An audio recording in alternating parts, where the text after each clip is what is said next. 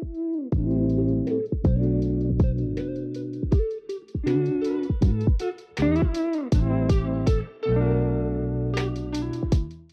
up guys, welcome back to Aquatic Elements. Today we are at the Neil Hardy Carp Farm here in Wiltshire. Now we are now in the hatchery building, so we're going to be talking through the process of how they spawn the fish, they then get the eggs, they go into the system, they grow them on and they raise them up in this building. So I'm now here with the commercial manager of the Neil Hardy Aquatica brand, and he's going to be talking us through how this system works, and we're going to be going through it step by step. So Ben, if you could just tell us what all of these red buckets are in the background of the video. So when we breed the fish and we spawn them, we take the eggs after they've been fertilised and we put them in buckets, and they stick to the sides. And then what happens is once they spawn, the eggs hatch, they swim out of the tube and they come into these ponds here as little fry. And then we grow them up as little fry. And once they get to a certain size after a couple of days, we take it from here and we put them into the growing facilities. So into the polytunnels. Yes. So we've already looked at the polytunnels in the first episode, and we'll probably head back there for another episode, but there essentially is a massive area which is covered by poly sheets, and that keeps the temperature up. So I'm assuming once they've hatched, as you said, they go into the polytunnels and they grow on there? They do. So they grow on little rotors, and then they eat all the green algae, and then once they get bigger we start feeding them a smaller pellet diet, and then we can take them from the polytunnels and bring them back to the facility over here, and we can start grading them out on different sizes. Okay, so now we've got some young fish in here. I'd say these are what, around an inch or so? Yes. So what's happening with these fish in here? So the reason these ones are here is because it's winter time, the best growth rates always happen at summer due to temperature. So because it's winter, there's no point in putting them in the polytunnels because they won't grow. In this room at the moment it's warmer, so we've just kept them in this tank to grow up before that we can put them into the polytunnel in the summer. Oh, okay, that's interesting. And I can see quite a lot of the fish are sort of sitting at the side of the tank. Is there something to do with this contraption here? Yeah, so the fish know when they're going to get fed. So this here is an automatic feeder. So we set it through a mechanism a timer, and every so often it will pull a belt forward that has food on it, and then the fish wait there because they know that's where the food's coming, and it feeds them a constant supply of food throughout the day. Not 1 to 2 feeds or 5 feeds at different irregular times. It means we can control the feed going to the fish throughout the day. Very interesting. And I can see that this is a recirculation system. So it looks like the water is going down through gravity through this pipe at the bottom, and then it's being pumped back there. So should we go and have a look at the filtration system and what's sort of running on this system? Of course we can. Right, so we're now at the end of the system. We've just come up from one end and we have the filtration system behind us. Now it looks quite similar to the other filtration methods we've had in the first episode of the Neil Hardy Aquatica tour, but could you talk us a little bit more about how this is set up and how it runs? Yeah, I can. So it's very similar, but there's a little difference. So we have these things here called sumps.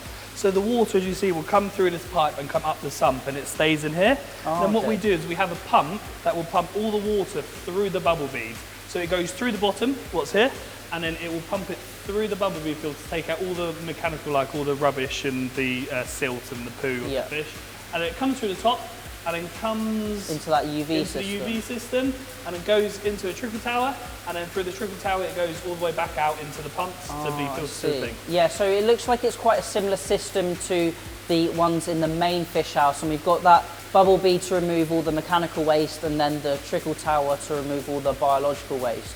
So we've gone through the system with the young fish and the fry, and we've looked at the filtration system. So let's head over to the other side of the building and we can take a look at some of the larger fish that they've got in this facility. So as you can see, that is the filtration system behind us that we've just covered with Ben. So thank you, Ben, for being on the video. And now we're going to look at some of the larger fish that they've got in this facility. You'll be able to see the sign here. So this is telling me that the entire system volume is 10 meters cubed, or 10,000 litres, and each of these tanks behind me is 1,800 litres.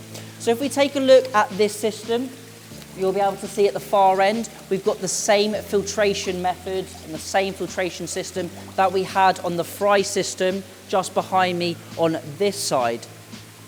So you'll notice that all of the fry in this building are ghost koi or ghost carp, and the fish in this pond here are slightly larger. So once those fish have come out of the original systems we saw, they get grown on into these systems. Now each of these systems, if you have a look around the front of the tank, have some information on them. So this information means that for every kilo of fish, they have 140 ghost carp. So 140 ghost carp equals 1 kilo of fish, and the amount of fish in this entire pond is 25.2 kilos when they originally added them to the system.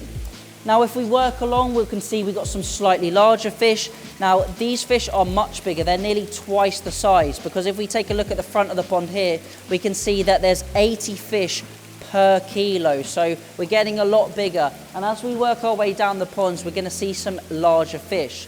Now this is where currently the majority of the ghost carp and the ghost koi are. In the main fish house that you hopefully would have seen in episode 1, you'd have seen we have more of the koi, more of the metallic fish, and more of the butterfly fish as well. Now moving on to some even slightly larger ghost koi, these are approximately 42 fish per kilo. So these fish are around double the size of the previous fish. And then as we finally get to the last section, 24 of these ghost koi make 1 kilo in weight, and there's about 26 kilos of fish in here. So it looks like they're keeping between sort of 20 to 28 kilos of fish per tank. And then on the other side of the wall here, we've got the same tanks. We've got more tanks with more ghost koi in them. You can see we've got the flow-through system of the recirc system, sorry. The water flows through here and then out via a pipe underneath the tank, which is collecting all of the waste out of it. Now, you may be thinking, oh, that seems quite a lot of fish per tank, but you've got to remember, this is 1, a wholesaler, and 2, a fish farm. So these fish aren't kept in these conditions for a large amount of time. They are grown out in the mud ponds or the lined ponds in the polytunnel for the majority of their life, and this is simply just to grow them on over the winter, and then they can get transported off to Neil Hardy Aquatica in London or just to the south of London, where they can be sold then to customers. So that is the end of today's video at the hatchery at Neil Hardy Aquatica Carp Farm. Make sure to subscribe to see the next episodes on this facility, and we're also going to have some more episodes on Neil Hardy Aquatica, the tropical wholesaler in the south of London. If you do have any questions, please leave them down below. Thank you all for watching. Remember to keep those water changes up, and happy fish keeping.